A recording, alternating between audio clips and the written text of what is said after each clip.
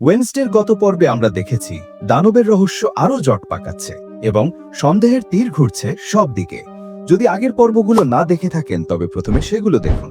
ডেসক্রিপশনে লিংক পাবেন, খুব মজা পাবেন। চলুন দেখা যাক সিরিজের পরের অংশ। পর্বের শুরুতে ওয়েনসডে লুকিয়ে ফরেন্সিক ল্যাবে প্রবেশ করে। থিং ল্যাবের সিসিটিভি ক্যামেরা চিউইংগাম দিয়ে ঢেকে দেয়। এরপর ওয়েনসডে একে একে দানবের হাতে মরা দেহ দেখতে থাকে। ঠিক তখনই থিং কাউকে আসতে দেখে ওয়েনসডেকে সতর্ক করে। দুজন দ্রুত লুকিয়ে পড়ে। দরজা দিয়ে শেরিফ ও ডাক্তার ল্যাবের ভেতরে আসে। ডাক্তার শেরিফকে বলেন যে তিনি তার পুরো জীবনে এমন ক্ষত দেখেননি।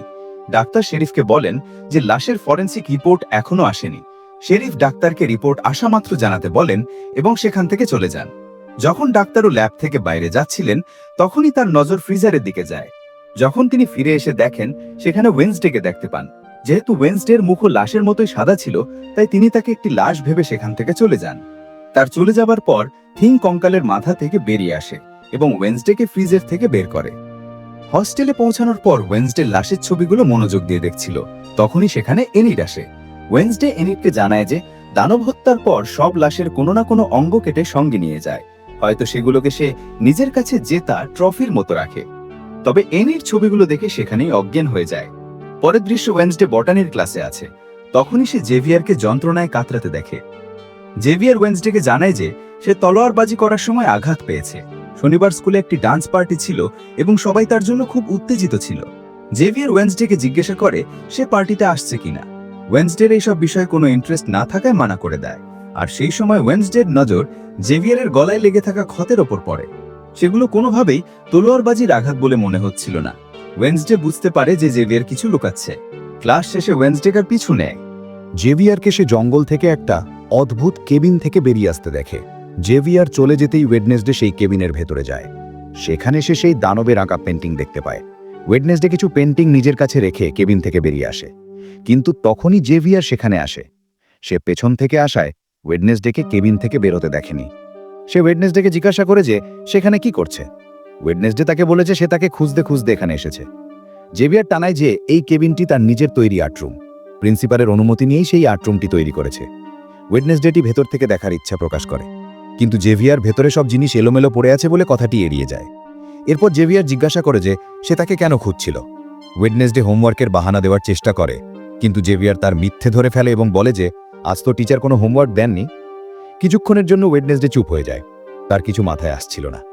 কিন্তু তখনই জেভিয়ার বলে যে সে নিশ্চয়ই তাকে ডান্সের জন্য জিজ্ঞাসা করতে এসেছিল। ওয়েডনেসডে কথা গোপন করার জন্য হ্যাঁ বলে দেয়।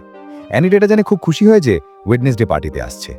সে তাকে পার্টির জন্য নতুন পোশাক কিনতে তার সাথে নিয়ে যায়, কিন্তু ওয়েডনেসডে কাপড়ের রং দেখে দোকানের বাইরে থেকে ভেতরে যেতে মানা করে। সে থিংকে নিয়ে শেরিফের সাথে দেখা করতে সেখান থেকে চলে যায়। যাওয়ার পথে থিং একটা দোকানের দিকে ইশারা করে। সেখানে একটা কালো রঙের খুব সুন্দর ড্রেস রাখা ছিল। ওয়েডনেসডেরও ড্রেসটি খুব পছন্দ হয়, তাও সেটিকে উপেক্ষা করে শেরিফের সাথে দেখা করতে পুলিশ স্টেশনে যায়। ওয়েডনেসডে শেরিফের হাতে সেই দানবের পেন্টিংটা দেখতে পায়, যেটি সে জেভিয়ারের আর্ট রুম থেকে চুরি করেছিল, এবং ওয়েডনেসডে বলে যে এই কেসটি সমাধানে তাদের সাহায্য করতে চায়। শেরিফ সেই পেন্টিংটিকে সেই ছবির সাথে মিলিয়ে দেখেন, যেটি তিনি সেই বৃদ্ধের চুরি করা ক্যামেরা থেকে পেয়েছিলেন। দুটি প্রায় একই রকম দেখতে ছিল। শেরিফ ওয়েডনেসডেকে এই পেন্টিংটি যে এঁকেছে তার নাম জিজ্ঞাসা করেন, কিন্তু যতক্ষণ না শেরিফ ওয়েডনেসডেকে এই কেসের তদন্তে সামিল করেন, ওয়েডনেসডে নাম বলতে অস্বীকার করে। শেরিফও ওয়েডনেসডেকে এসবের পেছনে না পড়ে পড়াশোনায় মনোযোগ দিতে বলেন। ওয়েডনেসডে তার পেন্টিং নিয়ে সেখান থেকে যাচ্ছিল, তখনই শেরিফের কাছে মেয়রের ফোন আসে। মেয়র এই কেসের অগ্রগতি সম্পর্কে শেরিফকে ফোন করেছিলেন। এতে বিরক্ত হয়ে শেরিফ সেখান থেকে চলে যাওয়া ওয়েডনেসডেকে থামায় এবং তাকে কোনো সশক্ত প্রমাণ নিয়ে আসতে বলেন। পুলিশ স্টেশন থেকে বেরোনোর সময় ওয়েডনেসডের সঙ্গে টাইলারের দেখা হয়। টাইলার তাকে জিজ্ঞেস করে সে ডান্স পার্টিতে কার সঙ্গে যাচ্ছে। ওয়েডনেসডে একটু দ্বিধা নিয়ে জানায় যে সে জেভিয়ারের সঙ্গে যাচ্ছে। এই কথা শুনে টাইলার মন খারাপ করে চলে যেতে থাকে। ওয়েনসডে তাকে এর কারণ জিজ্ঞাসা করে। টাইলার তখন বলে যে তার মনে হয়েছিল তাদের দুজনের, অর্থাৎ টাইলার এবং ওয়েনসডের সম্পর্কটা শুধু বন্ধুত্বের চেয়ে আরও গভীর কিছু। কিন্তু যেহেতু এখন ওয়েনসডে জেভিয়ারের সঙ্গে পার্টিতে যাচ্ছে, তাই সে বুঝতে পারছে না যে ওয়েনসডের মনেও তার জন্য, অর্থাৎ টাইলারের জন্য একই রকম ভালোবাসা বা অনুভূতি আছে, নাকি সে ভুল ভাবছিল। ওয়েনসডের কাছে টাইলারের এই কথার কোনো উত্তর ছিল না। সে শুধু বলল যে সে এই মুহূর্তে অন্য অনেক কিছু নিয়ে ব্যস্ত আছে। এটা শুনে টাইলার সেখান থেকে চলে যায়। ওয়েনসডে শুধু তাকে দেখতে থাকে। পরের দৃশ্যে ওয়েনসডে ইউজিনকে নিয়ে মৌমাছির ক্লাবে দেখায়। ওয়েন্সডে তদন্তের সময় নেওয়া সব ছবি ক্লাবের দেয়ালে লাগিয়েছে।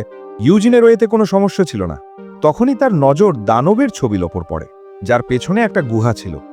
ইউজিন বলে যে সে এই গুহা এর আগেও দেখেছে। সে ওয়েন্সডেকে সেই জায়গায় নিয়ে যায়। দুজন সেই গুহার ভেতরে যায়। গুহার ভেতরে অনেক হাড় পড়েছিল, সাথে গুহার দেয়ালে লোহার শিকল বাঁধা ছিল। ওয়েন্সডে গুহার দেয়ালে দানবের একটি দাঁত গাঁথা দেখতে পায়। সে সেটি নিজের কাছে রাখে দেয়। এরপর ওয়েন্সডে আবার জেভিয়ারের আর্ট রুমে যায়।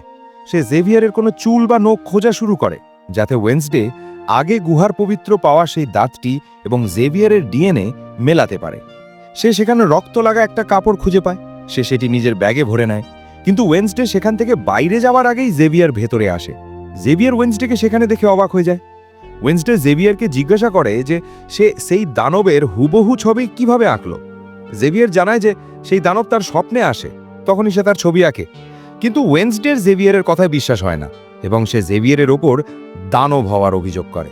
জবাবে জেভিয়ার ওয়েন্সডেকে মনে করিয়ে দেয় যে সে একবার তার প্রাণও বাঁচিয়েছিল, যার উত্তরে ওয়েন্সডে বলে যে সেই দানব রোম্যানের হাত থেকে তার প্রাণ বাঁচিয়েছিল। জেভিয়ার বুঝতে পারে যে সেদিন সে ওয়েন্সডেকে আর্ট রুমের বাইরে পেয়েছিল আসলে সেই তল্লাশির জন্যই সেখানে এসেছিল এবং নিজেকে বাঁচাতে সে ড্যান্স পার্টির মিথ্যে নাটক করেছিল।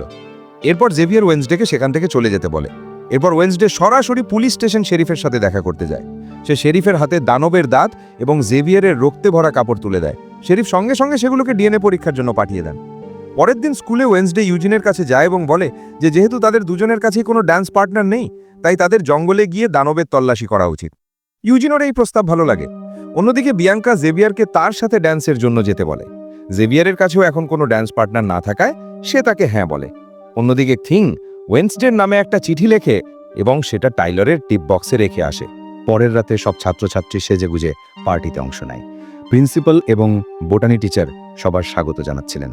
বোটানি টিচার প্রিন্সিপালকে জিজ্ঞাসা করেন, তিনিও স্কুলে পড়তেন, তাই তার পার্টির অভিজ্ঞতাও দারুণ হয়েছিল।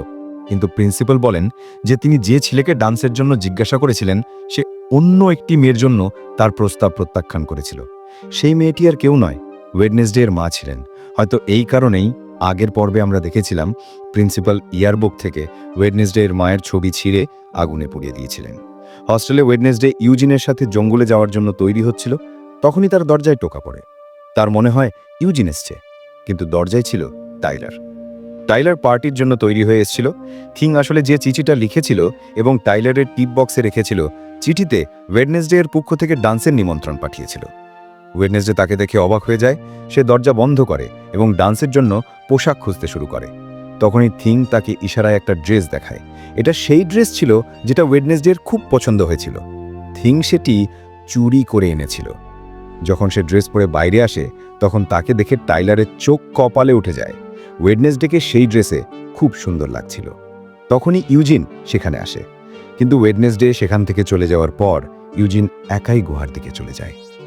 পার্টিতে পৌঁছানোর পর ওয়েডনেসডে এনিডকে দেখতে পায়।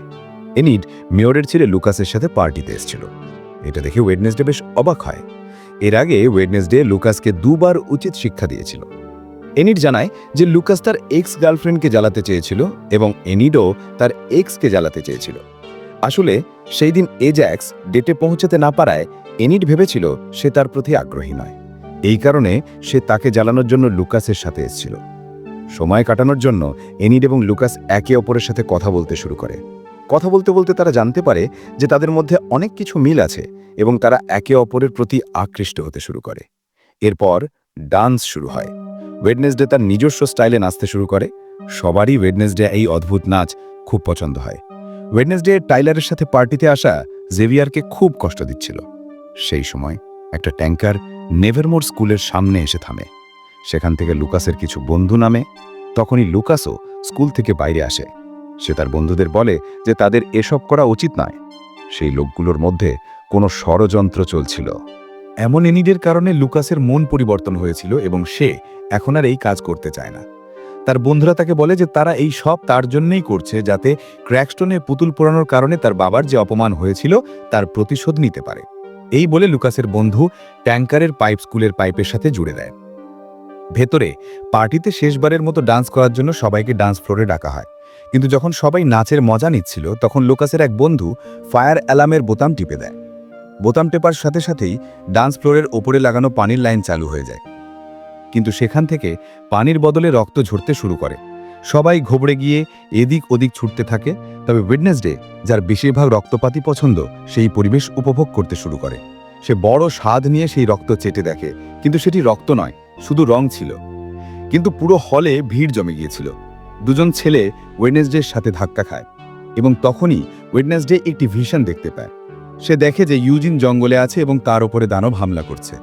সে সঙ্গে সঙ্গে জঙ্গলের দিকে রওনা দেয়। টাইলারও হুড়োহুড়িতে অন্যজনের সাথে ধাক্কা খায়। টাইলার জেভিয়ারের কাছে ওয়েডনেসডের ব্যাপারে জিজ্ঞাসা করে, কিন্তু আগে থেকেই রেগে থাকা জেভিয়ার তার সাথে অভদ্রভাবে কথা বলে সেখান থেকে কোথাও চলে যায়। এনিডও জানতে পারে যে এই সব লুকাস এবং তার বন্ধুদের কাজ। লুকাসের কথায় তো মনে হচ্ছিল যে তার কৃতকর্মের জন্য অনুশোচনা হচ্ছে, কিন্তু তার বন্ধুরা তার মজা নিতে শুরু করে। তখনই এজ্যাক সেখানে আসে এবং এই সবাইকে সেখান থেকে তাড়িয়ে দেয়।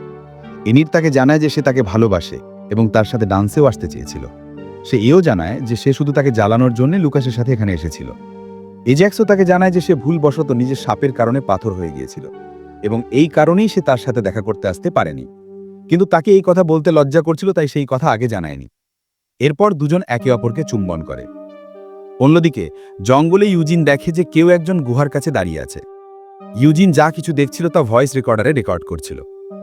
গুহার কাছে যে ছিল সে গুহায় আগুন ধরিয়ে দেয় এবং সেখান থেকে যেতে যেতে সে ইউজিনকেও দেখে ফেলে।